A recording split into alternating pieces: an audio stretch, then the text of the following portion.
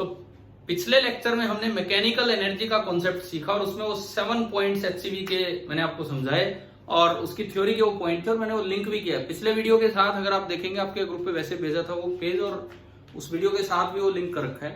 तो अब इस क्लास में हम अपने अगले टॉपिक पे चलते हैं, दैट इज एनर्जी डायग्राम। क्या होता क्या है energy diagram? It is simply a graph जिसमें आप एक तो पोटेंशियल एनर्जी फंक्शन दिखा रहे होते हो और एक total energy of the particle दिखा रहे होते हो सब्जेक्टेड टू एनी फोर्स। अगर मैं इसे डिफाइन करना चाहूं एनर्जी डायग्राम को, तो इट इज ए ग्राफ कि एक एनर्जी डायग्राम हम किसे बोल देते हैं, ये एक ऐसा ग्राफ है जो क्या दिखाएगा आपको, विच शोज। अच्छा अभी आवाज सुन रही है? अब तो क्लियर सुन रहा होगा इस समय।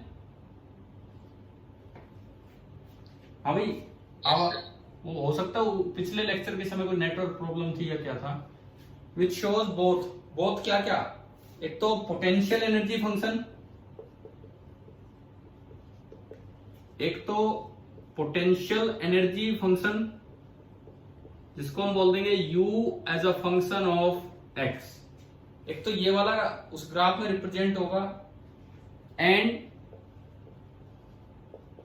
द टोटल एनर्जी जिसको आप मैकेनिकल एनर्जी बोल रहे हैं and the total energy of the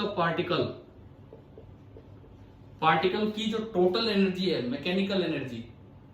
और फोर्स कौन सा लग रहा होगा, एक फोर्स लग रहा होगा बस उस पे, सब्जेक्टेड टू अ फोर्स। कौन सा फोर्स? वो कंजर्वेटिव फोर्स जिसके कारण ये पोटेंशियल एनर्जी है। समझ रहे हो? एक पोटेंशियल एनर्जी फंक्शन ऊपर लिखा है तो उसके साथ रिलेटेड कोई ना कोई कंजर्वेटिव फोर्स होगा। तो सब्जेक्टेड टू अ फोर्स, कौन सा force? That corresponds to ux, that corresponds to u as a function of x। एक ऐसा ग्राफ, जैसे मैं अगर कोई ग्राफ आपको बना के दिखाऊं, एक एग्जांपल लेके चलता हूं। फॉर एग्जांपल मैंने एक स्मूथ सरफेस ली, ये जो सरफेस है ये स्मूथ है, ये एक फिक्स एंड है और ये एक मासलेस स्प्रिंग है और ये block, natural length L, spring constant is K। ये मैंने एक अरेंजमेंट लिया और इसी में मैंने इस पोजीशन को बोल दिया ओरिजिन एंड ये आगे पॉजिटिव एक्स एक्सिस। अब ये जो ब्लॉक है, मान लो इस साइड तो आता है x बराबर a तक और नेगेटिव x एक्सिस तक, a stands for amplitude, negative x axis तक जाता है -a तक। तो आप समझ गए हो कि एक ब्लॉक को हमने ऑसिलेट करवा दिया। बताओ क्या ये समझ में आ रहा है? क्या हो क्या रहा है इसमें? देखो ब्लॉक पे वर्टिकल फोर्स छोड़ो, एन और एम जी छोड़ो, एक्स एक्सिस के लोग एक ही फोर्स लग रहा है। कौन सा लग रहा है? एक्स एक्सिस के लोग। ब्लॉक पे एक्स एक्सिस के लोग कौन सा फोर्स लग रहा है? Spring force. समझ रहे हो? ब्लॉक पे एक्स एक्सिस के लोग एक ही फोर्स लग रहा है, स्प्रिंग फोर्स। वो एक कंजर्वेटिव फोर्स है तो उसके कोरस्पॉन्डिंग ये एनर्जी होगी पोटेंशियल एनर्जी। तो अभी हम इसका ग्राफ बनाएंगे। तो इसका अगर एनर्जी डायग्राम बनाना हो तो उसका क्या मतलब है, सुनो। ये मैंने नीचे बना दिया एक्स एक्सिस, मैं इसका एनर्जी डायग्राम आपको बना के दिखा रहा हूं। ये पॉइंट है x बराबर 0 वाला पॉइंट, ये पॉइंट है x बराबर a वाला पॉइंट एंड ये पॉइंट है x बराबर -a वाला पॉइंट। शायद ये विजिबल होगा आपको नीचे तक, है ना? अब अगर आप इसमें दूसरी साइड एनर्जी दिखाएं, ये वाली एक्सिस में लेता हूं, ये जो एक्सिस है और इसको मैंने बोल दिया एनर्जी एक्सिस, उसमें हम दोनों एनर्जी दिखाएंगे, एक तो पोटेंशियल एनर्जी और एक टोटल एनर्जी। सबसे पहले मैं पोटेंशियल एनर्जी की बात करूं तो जब आप इस ब्लॉक को किसी भी x डिस्टेंस पे ले आएंगे, यहां x पोजीशन पे, तो आपको ध्यान होना चाहिए कि potential energy in the spring क्या फॉर्मूला है, हाफ के एक्स स्क्वायर। आ गया ना? तो यूं बताओ k/2 तो एक कांस्टेंट है तो u is proportional to x square, तो ग्राफ कैसा होगा? पैराबोला। यानी कि ये जो ग्राफ आएगा ये आपका ग्राफ होगा पैराबोलिक ग्राफ, ये ग्राफ आपका पैराबोलिक ग्राफ होगा। लेकिन एनर्जी कंप्रेशन पे भी नेगेटिव नहीं होगी। हमने आपको समझाया था, चाहे आप एक्सपेंशन लो, स्प्रिंग में एक्सटेंशन लो, चाहे कंप्रेशन लो, उसका ग्राफ हमेशा पॉजिटिव ही रहता है, क्योंकि एक्स का स्क्वायर आ रहा है। बताया था नहीं पहले भी कभी ग्राफ जब उस समय बनाया, ठीक है। तो ये ग्राफ ऐसा होगा, ऐसा एक इस तरह का पैराबोला होगा, ये पैराबोला कर्विंग अपवर्ड, इधर भी पॉजिटिव इधर भी पॉजिटिव, एक्स चाहे एक्सटेंशन के लिए हो, एक्स चाहे कंप्रेशन के लिए हो। अब एनर्जी डायग्राम हम किसे बोल देते हैं, इसमें साथ ही साथ एक हम टोटल एनर्जी और दिखाते हैं, टोटल एनर्जी। अब देखो आप बोल सकते हैं कि इसकी जो टोटल एनर्जी है मैं उसे ई से रिप्रेजेंट कर रहा हूं, total energy will be equal to half के ए स्क्वायर। ये बताओ ये मैंने कैसे लिखा, ये मैंने कैसे बताया कि टोटल एनर्जी हाफ के ए स्क्वायर होगी। जब ये ए पे आएगा एक्सट्रीम पोजीशन पे, जब एक्स की वैल्यू ए हो जाएगी तो उस वक्त पोटेंशियल एनर्जी कितनी है, जब एक्स की वैल्यू ए हो जाएगी तो उस वक्त पोटेंशियल एनर्जी कितनी है, बताएं यहां से देख के भाई। एक्स बराबर ए पे पोटेंशियल एनर्जी कितनी है बताओ ना। अरे इस फॉर्मूले में एक्स की जगह ए रखो, पोटेंशियल एनर्जी कितनी आ रही है सर हाफ के ए स्क्वायर, और एक्स की जगह माइनस ए रखो तब भी पोटेंशियल एनर्जी कितनी आ रही है, हाफ के ए स्क्वायर। यानी कि एक्सट्रीम पोजीशन पे, एक्सट्रीम पोजीशन पे, एट एक्सट्रीम पोजीशन जो पोटेंशियल एनर्जी है, एक्सट्रीम पोजीशन पर जो पोटेंशियल एनर्जी है वो तो है हाफ के ए स्क्वायर, और एक्सट्रीम पोजीशन का मतलब है कि वहां वो रुका होगा तो काइनेटिक एनर्जी कितनी होगी, जीरो। रुका होगा तभी तो वो एक्सट्रीम पोजीशन है, काइनेटिक एनर्जी जीरो। तो यूं बताओ एक्सट्रीम पोजीशन पे टोटल मैकेनिकल एनर्जी कितनी है, जिसको मैं ई बोल रहा हूं, हाफ के ए स्क्वायर। अब दूसरी बात हमने आज ही पढ़ा पिछले लेक्चर में, मैकेनिकल एनर्जी कंजर्वेशन, क्या वो यहां वैलिड है। अगर मैं ब्लॉक को देखूं तो ब्लॉक पे नॉर्मल और एमजी एक्सटर्नल फोर्स है। आप स्प्रिंग ब्लॉक सिस्टम को, स्प्रिंग और ब्लॉक को सिस्टम मान लो, नॉर्मल और एमजी तो परपेंडिकुलर फोर्स है, एक्सटर्नल है लेकिन वो वर्क नहीं कर रहे हैं, और जो इंटरनल फोर्स है वो कंजर्वेटिव है। तो आप बताओ क्या मैकेनिकल एनर्जी कंजर्व रहेगी कि नहीं, बताएं। आज ही पढ़ा था, अगर सिस्टम के इंटरनल फोर्स कंजर्वेटिव हो और सिस्टम के एक्सटर्नल फोर्स कोई वर्क नहीं कर रहे हो तो सिस्टम की जो टोटल मैकेनिकल एनर्जी वो क्या रहेगी, कांस्टेंट। पढ़ा था, है ना। तो अब देखो जब एक्सट्रीम पोजीशन पे ये एनर्जी है and mechanical energy is constant, तो आप चाहे एक्सट्रीम पे चले जाओ और चाहे मीन पे चले जाओ, हर जगह मैकेनिकल एनर्जी यही रहनी है। तो अगर मैं मैकेनिकल एनर्जी का ग्राफ बनाऊं तो वो ये बनेगा, ये एक स्ट्रेट लाइन, वो चेंज नहीं होना, वो एक स्ट्रेट लाइन रहेगा, वो चेंज नहीं होना। और ये रेड वाला ग्राफ आपका ई का है और जो ये ब्लू वाला ग्राफ है ये आपका यू का है, और इस डायग्राम को हम बोल देते हैं एनर्जी डायग्राम। समझ में आया। ये तो मैंने एक सिचुएशन ली है, किसी भी सिचुएशन में कैसा भी हो सकता है एनर्जी डायग्राम। ये स्ट्रेट लाइन है और ये पैराबोला है।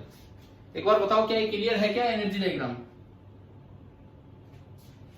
ठीक है। और इस ई की वैल्यू है हाफ के ए स्क्वायर और वही यू की मैक्सिमम वैल्यू। अच्छा, इस एनर्जी डायग्राम में अगर आप कोई भी एक पॉइंट लेते हो, कोई भी एक पॉइंट, जैसे सपोज मैंने ये पॉइंट लिया, ये वाला पॉइंट, ये कोई पोजीशन है जो कुछ कंप्रेशन है, तो अगर मैं ग्राफ में जाऊं तो भाई इस जगह ये जो वैल्यू है ये तो उसका u है, इस जगह ये वैल्यू तो u है, और पूरा ऊपर जाए तो ये वैल्यू e है। तो ये बताओ ये क्या बचा, ये लेंथ क्या बची किसी पोजीशन पे, बताएं। इस ग्राफ में ये लेंथ क्या दिखाता है हमें, भाई सुनो, इस ये क्वेश्चन बन के आ सकता है, ग्राफ आ जाए यूं पूछेगा भाई ये लेंथ x बोल रखी हो या कुछ भी y बोल रखा हो, तो y रिप्रेजेंट्स पहला ऑप्शन पोटेंशियल एनर्जी, दूसरा ऑप्शन मैकेनिकल एनर्जी, तीसरा ऑप्शन काइनेटिक एनर्जी। बताओ किसको रिप्रेजेंट कर रहे हैं, मैकेनिकल को।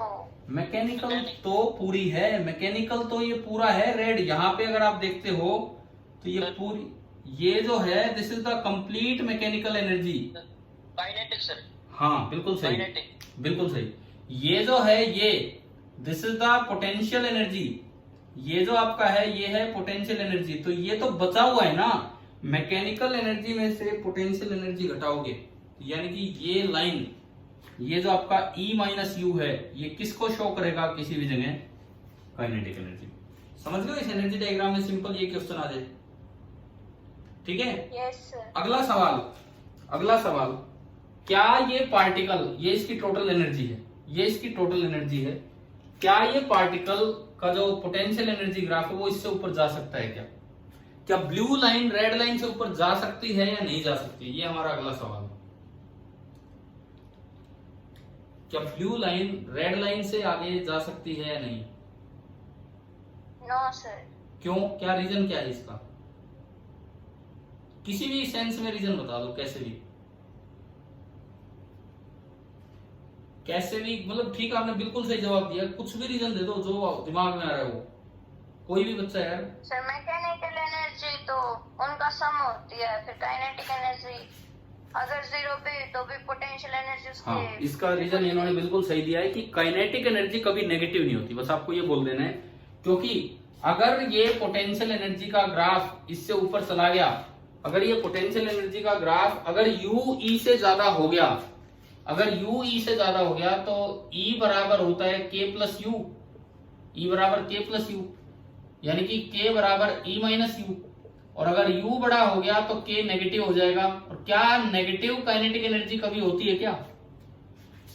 No sir. Potential energy negative हो सकती है लेकिन काइनेटिक एनर्जी कभी नेगेटिव नहीं होती है। तो इसको ना बांध के रख दिया, ये इसी पार्ट में घूम सकता है पार्टिकल। ऐसे जगह पे एक वर्ड यूज किया जाता है पोटेंशियल वेल, एक वर्ड यूज किया जाता है पोटेंशियल वेल, कि ये एक कुएं की तरह काम कर रहा है कि जो पार्टिकल है वो इससे बाहर नहीं निकल सकता है। क्यों नहीं निकल सकता? नहीं तो काइनेटिक एनर्जी नेगेटिव हो जाएगी। तो यहाँ पे एक वर्ड यूज किया जाता है पोटेंशियल वेल। कहीं बाई चांस जरूरत पड़ जाए तो समझ जाओगे ना पोटेंशियल वेल का क्या मतलब है। Yes sir. ठीक है, कुएं की तरह ये दिखा रहा है। अच्छा, अब अगली बात ये है कि क्या इन ग्राफ से, ये तो मैंने एक एनर्जी डायग्राम का एक रियल सिचुएशन दिया, अब मैं कोई भी हाइपोथेटिकल सिचुएशन लेके चलता हूं और उसमें एनर्जी डायग्राम से कुछ और चीजें निकालेंगे। कोई भी हाइपोथेटिकल सिचुएशन लेके,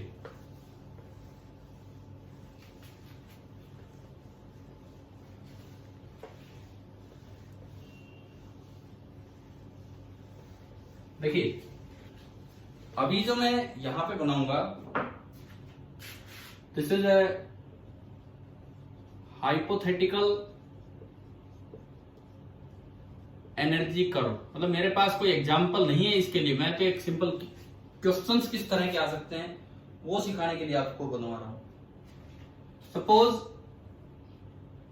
ये u है और ये आगे इसकी पोजीशन दी है x, कोई भी पार्टिकल x बराबर 0 से आगे आगे जा रहा है और उसका जो पोटेंशियल एनर्जी ग्राफ है मान लो ऐसा है। सबसे पहले एक मिनिमम पॉइंट आता है, यहाँ पे एक मिनिमम पॉइंट मैंने माना x बराबर x1 पे, फिर थोड़ी दूर चल के इसमें मान लो एक मैक्सिमम पॉइंट है, x बराबर x2 पे एक मैक्सिमम पॉइंट है, फिर दोबारा से हम एक मिनिमम पॉइंट पे चलते हैं x बराबर x3 पे।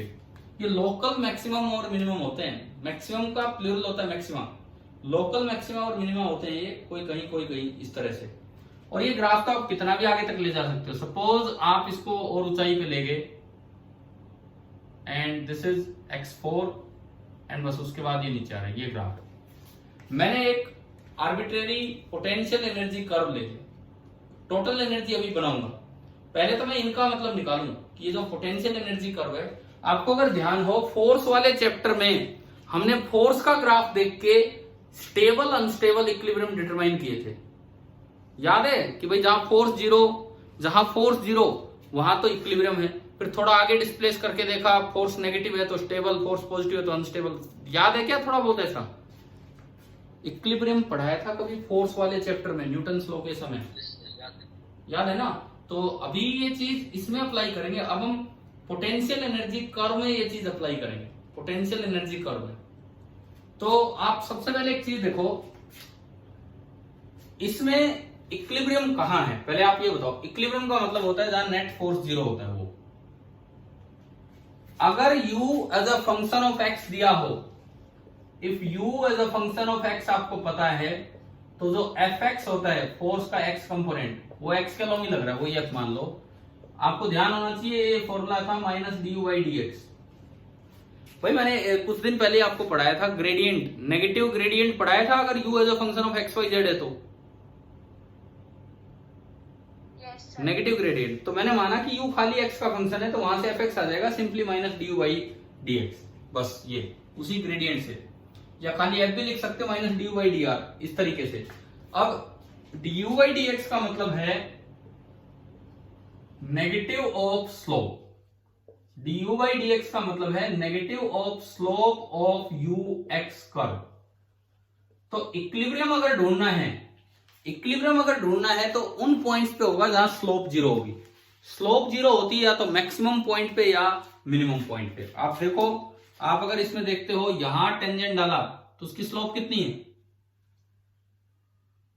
जीरो। यहां टेंजेंट डाला उसकी स्लोप जीरो, यहां पे टेंजेंट डाली उसकी स्लोप जीरो, एंड यहां पे टेंजेंट डाली इसकी स्लोप जीरो। तो इससे मुझे सबसे पहली बात ये पता लगी कि इक्विलिब्रियम पॉइंट कहां कहां है। इक्विलिब्रियम पॉइंट, हाँ, x बराबर x1, x2, x3 and x4, इन चार ठिकानों पे जो fx है, जो फोर्स आप निकाल रहे हैं वो कितना है, जीरो। अब आपको मैं बता दूं, जिस दिन मैंने फोर्स वाले चैप्टर में फोर्स वाला ग्राफ दिखाया था x के साथ, वहां मैक्सिमम मिनिमा पे फोर्स जीरो नहीं था। वहां फोर्स जीरो वहां था जहां फोर्स का ग्राफ x एक्सिस को कट करके निकल रहा था। वहां फोर्स जीरो वहां था जहां फोर्स का ग्राफ x एक्सिस को कट करके निकलता था। यहां फोर्स जीरो वहां होगा जहां स्लोप जीरो है।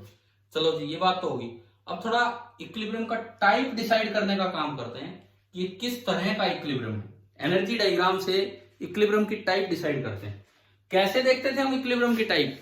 आप एक बार पॉजिटिव साइड में थोड़ा डिस्प्लेस करो, वहां फोर्स देखो, अगर वो भी पॉजिटिव है तो दूर भाग जाएगा, मतलब अनस्टेबल इक्विलिब्रियम। और अगर वहां फोर्स अंदर की तरफ आए तो ये आपका कौन सा हो जाएगा, स्टेबल इक्विलिब्रियम, है ना भाई, ध्यान है?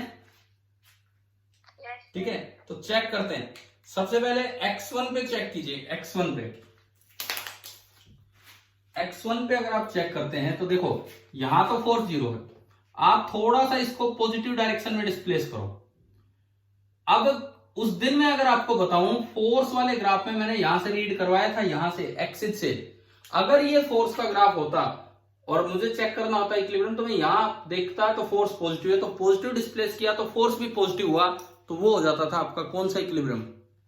अगर पॉजिटिव साइड डिस्प्लेस करने पे फोर्स भी पॉजिटिव लगा तो कौन सा इक्विलिब्रियम? स्टेबल। ना भाई ना, अनस्टेबल। अगर मैं पॉजिटिव साइड डिस्प्लेस करूं और फोर्स भी उधर ही लग जाए पॉजिटिव ही, तो इसका मतलब जिधर आपने भगाया उधर वो भाग गया, तो ये कैसा इक्विलिब्रियम है? कैसा इक्विलिब्रियम? अनस्टेबल। लेकिन यहां एक्सिस फोर्स का नहीं है, यहां कैसे रीड करना आप उस पर ध्यान दो। आपने थोड़ा पॉजिटिव साइड डिस्प्लेस किया, इसकी स्लोप देखो, इस तरह अगर टेंजेंट बनती है, भाई इन लाइनों की स्लोप पॉजिटिव होती थी कि नेगेटिव? इन लाइनों की पॉजिटिव। अब स्लोप पॉजिटिव लेकिन फोर्स होता है उसका नेगेटिव, तो पॉजिटिव का नेगेटिव, तो फोर्स कैसा हुआ? नेगेटिव। यानी कि जब आपने उधर डिस्प्लेस किया तो फोर्स पीछे लग रहा है। तो बताओ कैसा इक्विलिब्रियम है ये? कैसा इक्विलिब्रियम? स्टेबल। ये हमें पता लगा। एक बार इधर भी चेक करते हैं। अगर आप नेगेटिव साइड डिस्प्लेस करते हो, अगर आप नेगेटिव साइड डिस्प्लेस करते हो तो वहां फोर्स चेक करो। फोर्स एक्सिस नहीं है कि हम सीधा रीड करें, यहां से चेक करेंगे। हाँ जी बोलो, स्लोप पॉजिटिव की नेगेटिव? नेगेटिव। नेगेटिव होती है इन लाइनों की स्लोप, ऑब्ट्यूज एंगल है। स्लोप नेगेटिव, और नेगेटिव के बाहर नेगेटिव लगेगा तो क्या होगा? पॉजिटिव। यानी कि आपने जब नेगेटिव साइड डिस्प्लेस किया तो फोर्स पॉजिटिव साइड लगा, पॉजिटिव साइड डिस्प्लेस किया तो फोर्स नेगेटिव साइड लगा। इसका मतलब ये कैसा इक्विलिब्रियम है आपका? Stable equilibrium. Similarly same situation यहां पे है, तो ये इक्विलिब्रियम भी कैसा हो जाएगा? स्टेबल। अब एक बार आप x2 पे चेक करो। x2 पे और बताओ मुझे कि क्या होना चाहिए। ढंग से, यूं तुक्का मत मारना, ढंग से देख के बताओ कि क्या होना चाहिए।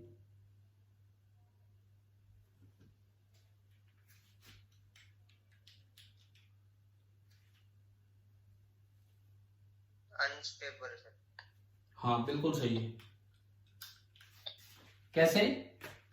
अगर आप यहां से थोड़ा सा इक्विलिब्रियम पोजीशन से थोड़ा आगे डिस्प्लेस करते हो यहां, तो आप इधर डिस्प्लेस करके देखते हो, फोर्स रीड नहीं होगा एक्सिस से, ग्राफ से देखना होगा। स्लोप बताओ भाई, D by D x slope कैसी है यहाँ, कैसी है? नेगेटिव। और नेगेटिव का नेगेटिव पॉजिटिव। तो आपने इधर डिस्प्लेस किया तो फोर्स भी इधर ही लग गया पॉजिटिव डायरेक्शन में, तो भाग जाएगा। सिमिलरली इधर चेक करोगे तो ऐसा हो जाएगा। तो ये जो इक्विलिब्रियम है ये अनस्टेबल है, और सिमिलरली x4 पे भी कैसा होगा? अनस्टेबल। तो यार ये ना एक बड़ा आसान केस बन गया। यूएक्स ग्राफ कभी भी आए तो आप उसे खाई और पहाड़ी की तरह मानिए, खाई और पहाड़ी की तरह डायरेक्ट आंसर आएगा, इतना चेक करने की जरूरत ही नहीं। कैसे? मान लो इसके अंदर कोई मार्बल, कोई कंची या कोई आपने डाल दी, ठीक है, तो यहां पे रखोगे इक्विलिब्रियम रहेगा, खाई पे आराम से रखा जा सकता है। यहां पे रखोगे तो इक्विलिब्रियम रहेगा, ठीक है, और इसके ऊपर रखोगे तो भी उसे जचाया जा सकता है। इसके ऊपर थोड़ा टेक्निकली ध्यान देकर रखा जाए तो जचाया जा सकता है। लेकिन अगर इस खाई में, इस डिप्रेशन में आप थोड़ा भी साइड में करके हटाओगे तो क्या वो गोली बार बार वापिस आएगी कि नहीं?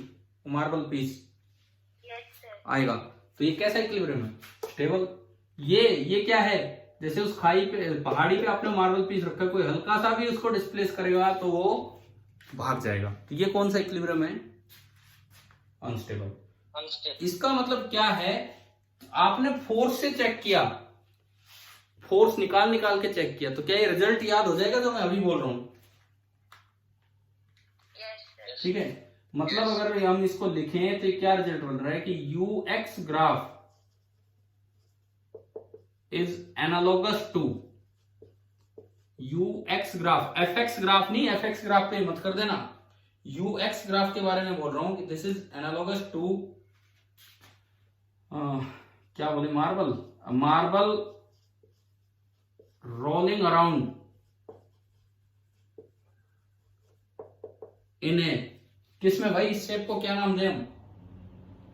इस शेप को क्या नाम दे? इन ए राउंड बॉटम्ड बाउल बोल देते हैं। जो भी लिखो आप लिख लेना अपने अकॉर्डिंग। मतलब मैं जो आपको याद करवाना चाह रहा हूं क्या है कि यूएक्स ग्राफ कभी भी आए आपको इतना टाइम लगाने की जरूरत नहीं है कि यूएक्स की स्लोप देख के फिर नेगेटिव किया। डायरेक्ट याद रखो, जो खाई दिख रही है वो खाई है, जो पहाड़ी दिख रही है वो पहाड़ी है। तो ये स्टेबल इक्विलिब्रियम है और वो अनस्टेबल। शायद आ गया होगा समझ में? ठीक है, इसका मतलब अगर कहीं यूएक्स ग्राफ सीधा बने तो वो कौन सा इक्विलिब्रियम होगा? अगर कहीं यूएक्स ग्राफ बिल्कुल सीधा बने तो कौन सा इक्विलिब्रियम होगा? ये बताओ, कौन सा बच गया तीसरा इक्विलिब्रियम? क्या पीछे कभी इक्विलिब्रियम के नाम आए हैं क्या? टाइप्स ऑफ इक्विलिब्रियम कभी नाम लिए हमने न्यूटन लॉ वाले चैप्टर में? स्टेबल, अनस्टेबल, तो तीसरा बताओ कौन सा? Neutral equilibrium. नहीं आ रहा नाम ध्यान? Stable, unstable and neutral equilibrium. मतलब कहीं भी अगर ये ग्राफ जाके यूं हो जाता है, यूं सीधा, तो वो रिप्रेजेंट करेगा न्यूट्रल इक्विलिब्रियम। तो इसे आप डायरेक्ट, भाई एक बार मैं फिर से पूछता हूं कि आपको स्टेबल, अनस्टेबल और न्यूट्रल इक्विलिब्रियम पढ़ाए गए हैं कि नहीं पीछे? हाँ, तो ये बिल्कुल वैसा ही, उसमें तो मैंने एग्जाम्पल ही ऐसे शेप बना के दी थी, वो ग्राफ नहीं, वो तो शेप दी थी भाई, ऐसी खाई है तो वो स्टेबल इक्विलिब्रियम, ऐसी पहाड़ी है अनस्टेबल, ये है न्यूट्रल। तो यूएक्स ग्राफ तो इसी तरह बिहेव करता है जैसे वो शेप हो। क्या ये बात यहां तक आई क्या समझ में कि इक्विलिब्रियम कैसे पहचानते हैं इनसे? ठीक है, अब देखो सुनो, मैं इसको मैथमेटिकल रिजल्ट के तौर पे अगर दूं, पॉइंट्स ऑफ इक्विलिब्रियम का मतलब है कि जहां D U by D X zero हो, D U by D X zero होने का मतलब है मैक्सिमम और minimum. D U by D X zero हो वहां पे स्टेबल इक्विलिब्रियम है। अब आपको पता होना चाहिए मिनिमम पे डबल डिफरेंशिएशन पॉजिटिव होता है। पढ़ाया था कभी मैथमेटिकल टूल्स के समय? और मैक्सिमम पे डबल डिफरेंशिएशन नेगेटिव होता है। कारण ये था कि यहाँ स्लोप नेगेटिव से बढ़ के पॉजिटिव की तरफ गई है, तो स्लोप बढ़ रही है, स्लोप बढ़ रही है तो स्लोप का रेट ऑफ चेंज पॉजिटिव है। और यहाँ स्लोप पॉजिटिव से घट के नेगेटिव की तरफ जाती है तो स्लोप कम हो रही है, तो स्लोप का रेट ऑफ चेंज नेगेटिव। तो ये रिजल्ट हमें सीधे यूं याद रखने चाहिए कि अगर स्टेबल इक्विलिब्रियम है, स्टेबल मतलब मिनिमम, तो जो डबल डिफरेंशिएशन ऑफ यू है, डबल डिफरेंशिएशन ऑफ यू वो पॉजिटिव होगा। अनस्टेबल इक्विलिब्रियम है तो double differentiation of you negative होगा। और अगर न्यूट्रल इक्विलिब्रियम है तो du by dx तो जीरो होगा ही होगा, d square u by dx square भी जीरो होगा। du by dx जहां जीरो हो वहां तो इक्विलिब्रियम होता है। और फिर तीनों इक्विलिब्रियम कैसे आइडेंटिफाई करते हैं? ऐसे आइडेंटिफाई करते हैं, जहां डबल डिफरेंशिएशन पॉजिटिव वो स्टेबल इक्विलिब्रियम, नेगेटिव वो अनस्टेबल इक्विलिब्रियम, और जहां पे जीरो तो वो न्यूट्रल इक्विलिब्रियम। एक बार बताओ, क्या ये यूएक्स ग्राफ से आपको आइडेंटिफाई करना आ गया कि नहीं सिचुएशन? Yes sir. ठीक है, अब देखो इसमें मैं दो चार छोटी छोटी बातें बताता हूं। ये ग्राफ तो बना ही रखे, इसको नहीं मिटा रहे हम, इसी में कुछ पॉइंट्स देख रहे होंगे। देखिए, सपोज आपको ये दिया जाए, मैं इसको भी हटाता हूं ऊपर से, कि पार्टिकल इज एट x1। वो जो पार्टिकल है वो x1 पे है, ये मैंने सारा हटा दिया, बस जो भी इसमें बस अब पॉइंट आएगा उस पर हम चलते हैं। पार्टिकल x1 के नियरली इसके आसपास रीजन में है, और उसकी जो टोटल एनर्जी कर्व है वो हमें दिखा रखी है ऐसी, कि भाई ये पार्टिकल की टोटल एनर्जी कर्व है E1। Total energy curve particle की E1 है, और particle is initially near x1। तो बताओ उसके पोटेंशियल वेल के टर्निंग पॉइंट्स बताओ। ये टर्म मैं कुछ यूज कर रहा हूं, देखो, particle is near position x1, initially यहां है, टोटल एनर्जी ग्राफ में दिखा रखी है E1। तो डिटरमाइन द ग्राफ से ही turning points of potential well, कि भाई कहां से उसे मुड़ना पड़ेगा, कहां से उसे मुड़ना पड़ेगा, उससे आगे वो नहीं जा सकता है। कैसे निकालें इसमें टर्निंग पॉइंट, कि कहां से उसे मुड़ना पड़ेगा, इससे आगे वो नहीं जा सकता है।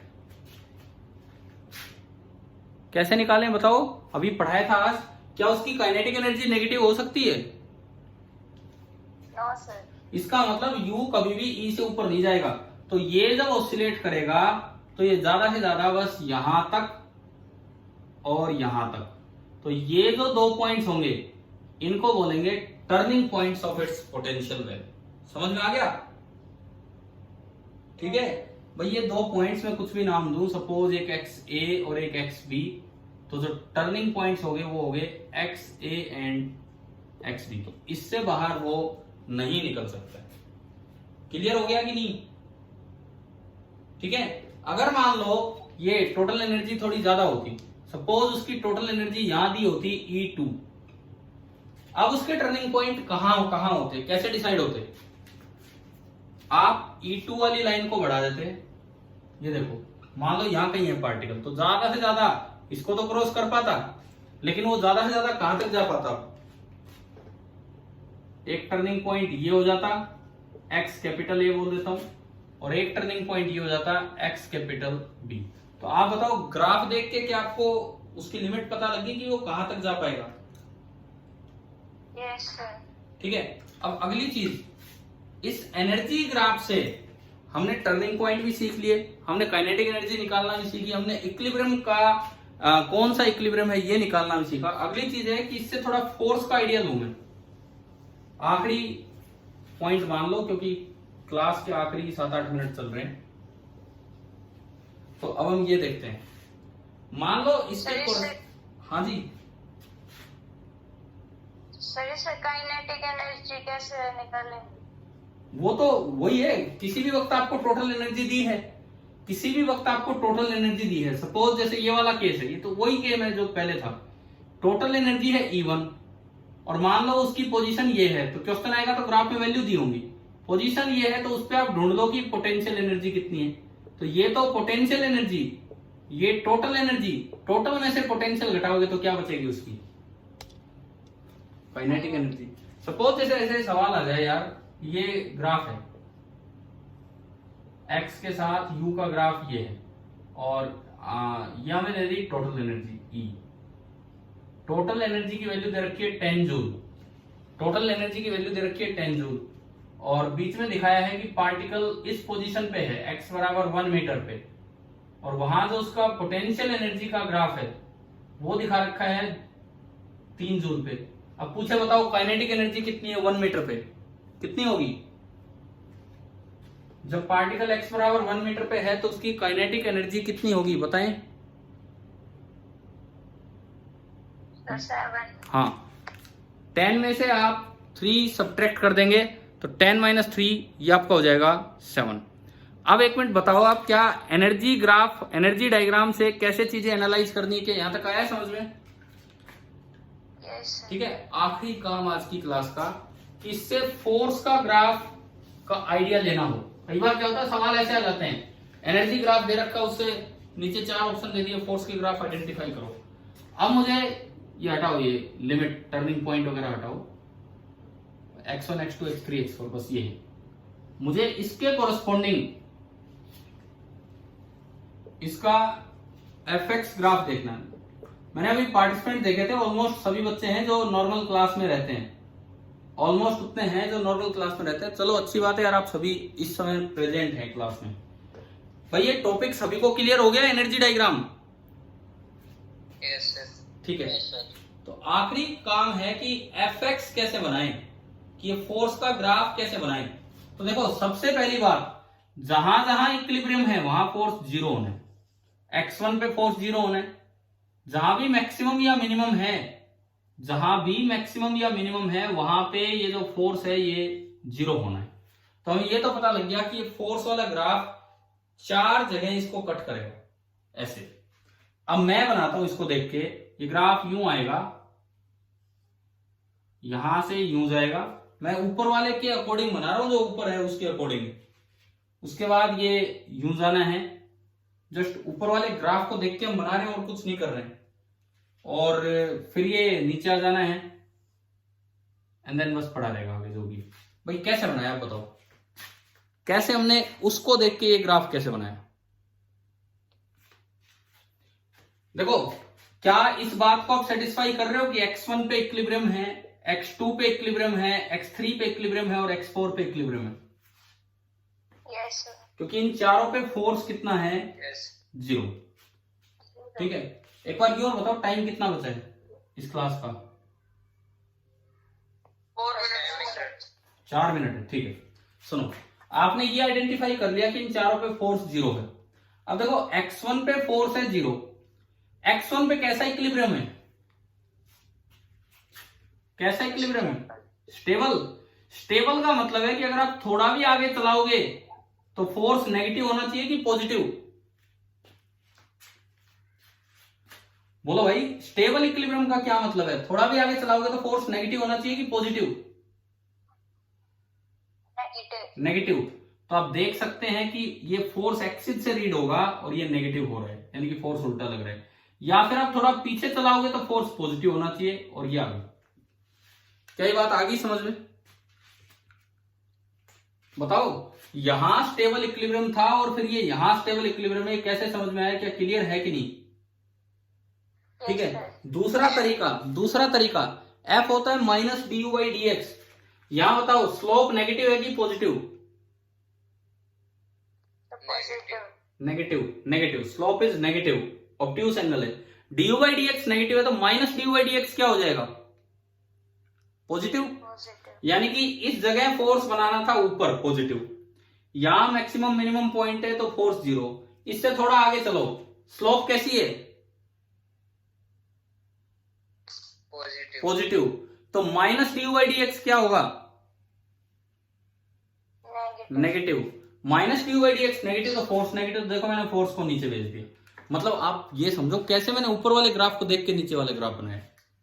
भाई मैंने ये देखा कि जो स्टेबल इक्विलिब्रियम पोजीशन है, एक x1 पे है और एक x3 पे है। देखो मैंने दोनों जगह शेप एक जैसी दी है, ग्राफ यूं उतर के आया है, x1 पे भी यूं उतर के आया है और x3 पे भी यूं उतर के आ रहा है ग्राफ, और जो अनस्टेबल इक्विलिब्रियम पोजीशन है दोनों जगह ग्राफ यूं चढ़ रहा है ऊपर की तरफ, दोनों जगह ग्राफ ऊपर की तरफ चढ़ रहा है, x2 पे भी और x4 पे भी। क्या ये शेप याद कर लोगे या कैसे कैसे करोगे, ये पहचान पाओगे कि नहीं कभी भी ग्राफ? भाई देखो सुनो, एग्जाम में ऐसा तो आएगा नहीं कि आप ग्राफ ही बनाया हो उनके लिए, वो तो ऑप्शन देंगे, वो तो ऑप्शन देंगे, क्योंकि अब सब्जेक्टिव पेपर तो होते नहीं है जेई में, पहले हुआ करते थे अब नहीं होते, अब तो ओनली ऑब्जेक्टिव है, मेंस भी और एडवांस भी, तो ऑप्शन देंगे, तो आपको पहचानना आना चाहिए। तो मैंने आपको बता दिया कि जो यूएक्स कर्व है वो तो एक सिंपल खाई और पहाड़ी की तरह काम करता है, जहां खाई दिखे वो स्टेबल इक्विलिब्रियम और जहां पहाड़ी दिखे वो अनस्टेबल इक्विलिब्रियम। जहां स्टेबल इक्विलिब्रियम है वहां ग्राफ फोर्स का पॉजिटिव से नेगेटिव की तरफ जाएगा और जीरो से मिलते हुए, और जहां अनस्टेबल इक्विलिब्रियम है वहां ग्राफ नेगेटिव से पॉजिटिव की तरफ जाएगा और जीरो से मिलते हुए। अब भाई बताओ ये आ गया समझ में? ठीक है, अब मैं एक लास्ट क्वेश्चन पूछ लेता हूं, अगर 1-2 मिनट बचे हैं तो, अगर इसमें 1-2 मिनट है तो टाइम। मान लो पार्टिकल उस पॉइंट पे है, x2 और x3 के बीच में आपको एक मैक्सिमम दिख रहा है फोर्स वाले ग्राफ में, दिख गया? x2 और x3 के बीच में फोर्स वाले ग्राफ में पार्टिकल एक मैक्सिमम पॉइंट पे है। सपोज कीजिए इस पोजीशन पे पार्टिकल है, मैं कुछ स्टेटमेंट्स बोलता हूं, बोलना आप सही है कि गलत। पहली statement, acceleration of the particle is 0। भाई मैक्सिमम मिनिमम पॉइंट है यहां, acceleration of the particle is 0, बताओ। नो सर, गलत। अगर मैक्सिमम मिनिमम ऊपर होता तो हम बोल सकते थे एक्सेलरेशन 0 है। जब फोर्स मैक्सिमम है तो एक्सेलरेशन मैक्सिमम होगा, 0 नहीं होगा। अगर उस ग्राफ में कहीं मैक्सिमम मिनिमम है तो एक्सेलरेशन 0 है, लेकिन इस ग्राफ में मैक्सिमम मिनिमम है तो एक्सेलरेशन खुद मैक्सिमम मिनिमम है। क्या पॉइंट क्लियर हो गया? ठीक है। दूसरा option acceleration is maximum along negative x direction. इस पॉइंट पे acceleration is maximum along negative x direction. बोलो। नो सर, मैक्सिमम तो है, लेकिन क्या यहां रीड करो ना, फोर्स पॉजिटिव है कि नेगेटिव है? यहां पॉजिटिव है तो आगे लग रहा है, तो एक्सेलरेशन भी पॉजिटिव एक्स डायरेक्शन होगी, यानी कि इस पॉइंट पे जो एक्सेलरेशन है that is along positive x direction. तो मुझे लगता है बस ये लेक्चर इतना ही टाइम था और आपका फिनिश भी हो गया है। शायद आप सभी को एनर्जी डायग्राम समझ में आ गया होगा। Thank you, good night.